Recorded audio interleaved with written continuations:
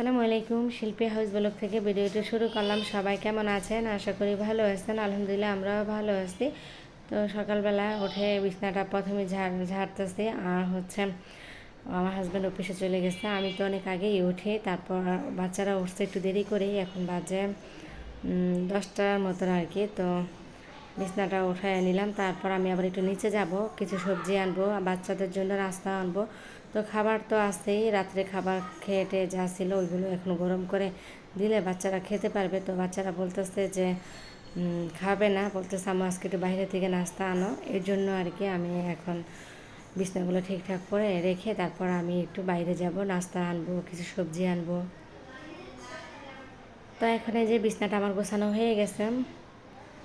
একটু পর আবার আপা আসবে, আমার ঘরটা মুছে দিয়ে যাবে। এর জন্য আমি আর কি একটু ঝাড়া মোছা কাজগুলো শেষ করে যাব। তো এখন আবার সোফাগুলো একটু গুছিয়ে রাখি। আমি আমি যেহেতু নিচে যাব, তো যাওয়ার পর যদি আপা আবার চলে আসে তো এইগুলো মোছামুছি কাজগুলো থেকে যাবে। তো এই জন্য আর কি ঘরটা মোছার আগে আমি পুরো ঘরটাকে একটু ফার্নিচারগুলো মুছে তারপর গুছিয়ে টুছিয়ে আমি রেখে যাব। এই যে সোফাগুলো রাত্রে সবাই এখানে বসে টিভি দেখতেছিল, তারপরে এইভাবে এলোমেলো হয়ে আসছে। তো এখন আর কি এগুলো গুছিয়ে নিতেছি।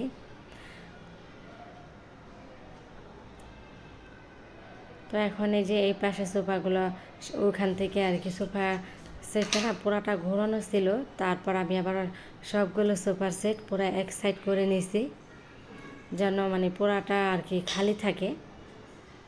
আমাদের ওই যে বিড়ালের বাচ্চাগুলো যেন একটু খেলা করতে পারে,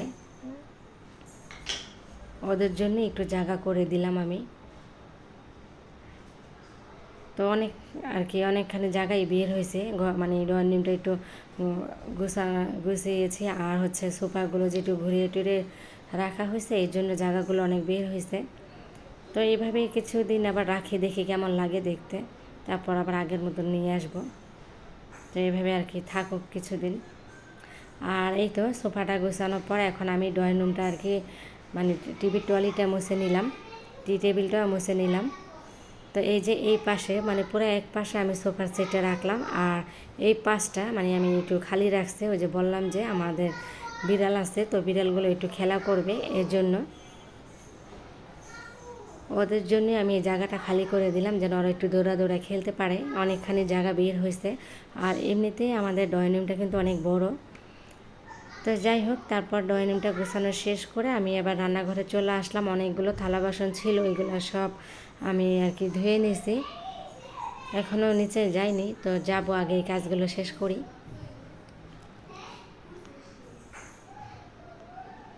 তো থালা বাসনগুলো ধোয়া শেষ, আর বেসিনটা একটু পরিষ্কার করে নিলাম। তারপর আমি আর কি নিচে গেলাম, নিচে থেকে সবজি নিয়ে আসছি। তো নিচে গিয়ে আর কি সবজি নিয়ে আসছিলাম, এই যে এখানে দেশি ধনিয়া পাতা নিয়ে আসছি, আর লাল শাক, আর এখানে ডাঁটা নিয়ে আসলাম এক মোটা, মূলা নিয়ে আসছি, কাঁচামরিচ নিয়ে আসলাম। তারপর এই তো এই বাজার করে আর কি নিয়ে আসলাম, এইগুলোই আনছি। এই যে আমাদের নিচে আর কি ভ্যানে থেকে নিয়ে আসছি। তো মূলা এমনি আমাদের বাসায় বেশি একটা খাওয়া হয় না, তো অনেক দিন পরেই নিয়ে আসছি। মূলা দিয়ে আর কি ডালটা রান্না করব। আর এই যে এখানে কাঁচামরিচ নিয়ে আসছিলাম, অল্প করে নিয়ে আসছি এখানে। তো এখন মানে আপা আসার আগে আগে আমি এগুলো আর কি এখানে বসেই মানে কাইটা রাখবো। তো আপা আবার চলে আসবে, এই জন্য আগেই কাটতেছি, পরে ঘর মোছার পরে এগুলো কাটতে গেলে ঘরটা নোংরা হয়ে যাবে, তাই আর কি আমি আগেই কেটে নিলাম শাকগুলো। তারপরে এখন পেঁয়াজগুলো কেটে নিব, আর যে ধনিয়া পাতাগুলো সুন্দর করে এভাবে কুচি কুচি করে রাখছি। তারপরে একটু পানিগুলো ঝরার জন্য রেখে দিছি, আর কাঁচামরিচগুলো। তো আপা চলে আসছে, যে আবার ঘরটা মুছতেছে। অনেক দিন পরেই আমি আর কি রাখলাম, দেখি কাজকর্ম কেমন করে। এই আপাকে আমি নতুন করে আবার রাখলাম, দেখি ওনার কাজকাম কেমন, ভালো হলে তো সব সময় রেখে দিব। আর ওভাবে কাজ যদি পরিষ্কার করে না করতে পারে তাহলে তো মানে আমি রাখবো না। তো মানে 3 দিন ধরেই আর কি কাজ করতেছিল, এই মাসে আর কি রাখছি আমি। আর এখানে আমি শিং মাছগুলো এই যে ডলে নিলাম, এটার ওই যে যেটা দিয়ে আমি ভর্তা বানাই, তো এটা দিয়ে আর কি আমি শিং মাছগুলো ডললাম। তো ভালোই কিন্তু শিং মাছের উপরের যে আবরণটা থাকে কালো, ওইটা উঠে গেছে আর অনেক সুন্দর পরিষ্কার হয়ে গেছে। আমি এই যে মাটির যে এটা কি বলে, তো এইটার মধ্যে আমি আর কি ডলছি। তারপর শিং মাছটা আমি ভালো করে একটু ভাজবো, কারণ আমি না না ভাজলে মানে খেতে পারি না, শিং মাছ কেমন জানি লাগে। তো আমি একটু ভেজে আর কি ভুনা করব। আর শিং মাছের সাথে দুইটা আমি তেলাপিয়া মাছ দিছি 2 পিস, ওইটা আমার জন্যই দিলাম। তো সবগুলো শিং মাছ আমি ভাজতেছিলাম, একটু লাল লাল হয়ে গেলে আমি নামিয়ে নিব, তারপর পেঁয়াজ টেয়াজ দিয়ে ভুনা করব। আর টমেটো নিয়ে আসছিলাম, টমেটো অল্প করে নিয়ে আসছি, মানে টমেটো 2টা টমেটো আর কি ঘরেই ছিল, আর 2টা আবার নিয়ে আসছি। তো এখানে আমি টমেটো দিয়ে আর কি মাছটা ভুনা করব। আর এই যে ডালটা বসাইয়া দিয়েছিলাম, মূলা দিয়ে ডাল রান্না করতেছিলাম।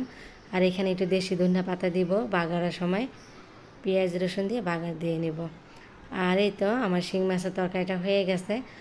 তো ভিডিও শেষ পর্যায়ে চলে আসছি। তো এখন যারা লাইক দেননি প্লিজ মনে করে লাইকটি দিয়ে যাবেন। আর এই তো আমার রান্নাবান্না শেষ হলো, এখন ভিডিওটি রাখবো। আসসালামু আলাইকুম।